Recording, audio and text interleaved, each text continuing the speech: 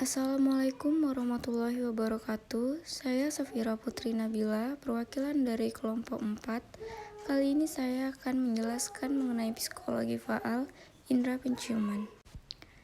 Indera penciuman. Seperti yang kita tahu, indera penciuman pada manusia adalah hidung. Hidung adalah indera yang kita gunakan untuk mengenali lingkungan sekitar atau sesuatu dari aroma yang dihasilkan. Kita mampu dengan mudah mengenali makanan yang busuk dengan yang masih segar hanya dengan mencium aroma makanan tersebut. Olfaktori adalah organ pendeteksi bau yang berasal dari makanan. Saraf merupakan sel reseptor utama untuk indera penciuman. Saraf olfaktori atau saraf kranial 1 adalah saraf pertama dari kranial 1 dari 12 saraf. Saraf ini penting dalam penciuman. Selanjutnya, fungsi indera penciuman. Yang pertama, sebagai organ pernafasan atau penyaring udara, hidung merupakan organ pernafasan pertama yang akan dilalui oleh tubuh. Pada hidung, terdapat struktur berupa rambut halus, lendir, dinding tulang yang akan berperan untuk menyaring udara yang masuk ke dalam organ pernafasan selanjutnya. Pada dinding hidung juga terdapat banyak pembuluh darah dan lendir yang akan berfungsi sebagai pengatur kelembaban dan suhu udara yang masuk. Selain itu, dinding hidung dapat menyeimbangkan tekanan udara yang masuk dengan cara membelokkan udara ketika mengenainya. Yang kedua, sebagai indera penciuman. Hidung memiliki saraf olfaktori atau saraf pembau yang merupakan bagian dari saraf kranial yang berhubungan langsung dengan otak dan berfungsi untuk menanggapi rangsangan zat gas atau uap. Rangsangan yang datang akan diterima oleh saraf ini, kemudian diteruskan dalam bentuk impuls ke otak sehingga kita dapat mencium sesuatu.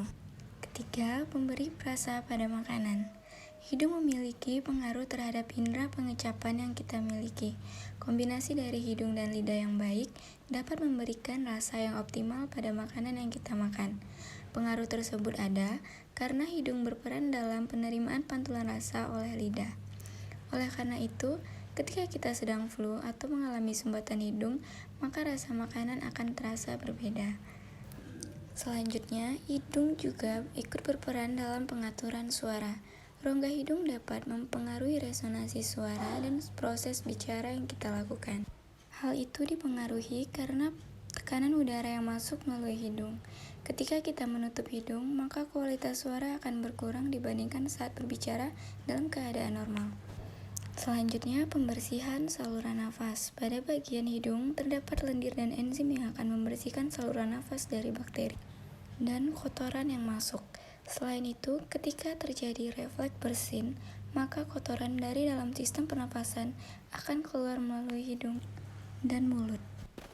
Selanjutnya, kita masuk kepada bagian-bagian indera penciuman.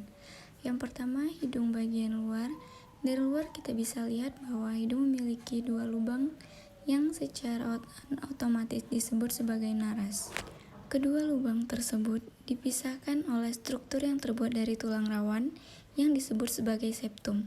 Secara keseluruhan, bagian luar hidung bentuknya terlihat seperti segitiga, dinamakan meatus eksternal. Selain tulang rawan, meatus eksternal juga terdiri dari kulit dan jaringan lemak. Di hidung bagian luar juga terdapat otot yang membantu dalam membentuk ekspresi wajah. Selanjutnya, rongga hidung. Susunan rongga hidung manusia sebenarnya cukup kompleks. Struktur ini dimulai dengan bagian depan lubang hidung yang dinamakan vestibulum. Area ini dilapisi oleh lapisan sel yang bernama epitelium. Di belakang vestibulum, terdapat struktur yang bernama concha nasalis atau turbina. Lalu di atasnya ada area olfaktori yang berperan dalam proses penciuman. Area ini adalah satu-satunya bagian yang tidak berperan dalam proses pernafasan. Kemudian di area rongga hidung paling belakang, terdapat nasofaring yang menghubungkan hidung dengan mulut. Di dalam nasofaring ada semacam saluran yang mengaitkan hidung dan mulut ke telinga hingga bagian tengah. Pada bagian selanjutnya ada membran mukosa. Membran mukosa merupakan bagian yang melapisi sebagian besar area rongga hidung. Lapisan ini berfungsi untuk membuat udara yang kita hirup menjadi lebih lembab dan hangat. Selain itu, lapisan membran mukosa juga berfungsi untuk menyaring udara. Proses ini memungkinkan Udara yang masuk ke paru-paru sudah dalam keadaan bersih dan siap diedarkan ke seluruh tubuh. Lalu ada lubang sinus. Lubang sinus juga merupakan bagian dari struktur rongga hidung. Terdiri dari 4 jenis. Lubang-lubang ini berfungsi untuk meringankan beban di tengkorak kepala, sehingga kepala kita tidak terasa terlalu berat. Terdapat 4 jenis sinus. Yang pertama itu ada sinus etmoidal, sinus maxilla, sinus frontalis, dan sinus sphenoidal. Berikut adalah anatomi hidung. Selanjutnya kita masuk ke bagian struktur jaringan sel indera penciuman. Yang pertama ada sel epitel berlapis pipih dan rapat yang berada di rongga hidung yang berfungsi sebagai perlindungan dari gesekan. Yang kedua, sel epitel silindris bersilia yang ada pada dinding rongga hidung yang berfungsi menghasilkan lendir untuk menyaring dan menangkap partikel-partikel asing yang masuk melalui udara.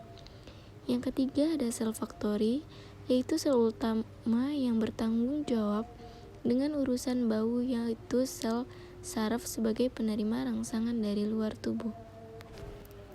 Selanjutnya kita masuk kepada proses olfaktori. Seperti yang kita tahu, penciuman adalah respon sistem olfaktori terhadap bahan-bahan kimia yang ada di udara, yang ditarik dengan menghirup napas melalui reseptor-reseptor dalam saluran-saluran basal. Olfaction dan gustation disebut indera kimiawi karena berfungsi adalah untuk memantau kandungan kimia lingkungan. Olfaction dan gustation saling berkaitan.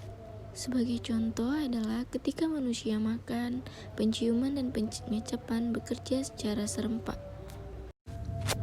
Berikutnya kita membahas mengenai gangguan dan kelainan sistem olfaktori beserta pencegahan dan penyembuhannya. Yang pertama ada salesma atau cold and flu. Penyakit ini adalah sebuah kelainan pada hidung di mana kondisi hidung terinfeksi oleh virus. Biasanya, ketika penyakit ini menyerang, ia akan menyebabkan batuk, pilek, sakit di daerah sekitar leher, terkadang juga muncul seperti gejala demam. Gejala itu muncul jika orang dewasa yang terkena penyakit tersebut. Akan tetapi, ketika anak kecil yang terkena penyakit tersebut, biasanya akan disertai dengan gejala diare ringan. Berikut cara pencegahan dan penyembuhannya. Yang pertama adalah hindari antibiotik, istirahat yang cukup, mengkonsumsi vitamin C, hindari minuman dingin atau es, kemudian bantuan aspirin, lalu sering kumur dengan air hangat. Penyakit lainnya ada rinitis alergija, penyakit sinusitis atau penyakit sinus, yang dimana gejalanya adalah terasa sakit di daerah wajah, khususnya ketika Anda menundukkan wajah dan mengetuk tulang. Biasanya rasa sakit ini terdapat di sekitar mata. Kemudian, hidung sering tersumbat akibat adanya nanah atau ingus yang kental. Kemudian meningkatnya suhu tubuh sang penderita. Selanjutnya ada penyakit polip hidung yang merupakan salah satu kelainan pada hidung, yakni berupa tumor kecil. Penyebab terjadinya polip ini yang pertama reaksi radang yang terlalu lama, reaksi alergi yang berulang-ulang, alergi fungsional sinusitis, asma, fibrosis kistik, dan oral atau suntik kortikosteroid. Selanjutnya ada hidung tersumbat dan pilek. Hidung tersumbat atau pilek ini menjadi salah satu penyebab dari salesma itu sendiri. Biasanya ketika penyakit ini diderita oleh anak kecil, banyaknya lendir dalam hidung bisa berakibat infeksi pada telinga. Sementara bagi orang tua yang terkena penyakit ini, lendir yang berlebihan itu bisa mengakibatkan sinus. Berikut adalah beberapa cara untuk mengatasi hidung tersumbat. Yang pertama, bersin dengan keras dan menggunakan obat tetes hidung. Selanjutnya ada defisit septum, anosmia, dan dinosmia, di mana anosmia merupakan salah satu kelainan pada hidung. Dalam hal ini, anosmia merupakan kelainan yang berhubungan dengan indera penciuman, di mana jika kita mengidap anosmia, kita tidak dapat mencium bau sama sekali. Sedangkan penyakit dinosmia adalah keadaan di mana sang penderita merasa selalu mencium bau yang tidak sedap. Hal ini terjadi karena terdapat kelainan dalam rongga hidung, infeksi pada sinus, dan kerusakan parsial pada saraf olfaktorius. Cara untuk menyembuhkan penyakit ini adalah dengan membawa ke dokter ahli THT dan mengkonsultasinya. Sekian materi yang dapat saya sampaikan. Semoga ilmu yang saya sampaikan dapat bermanfaat. Terima kasih.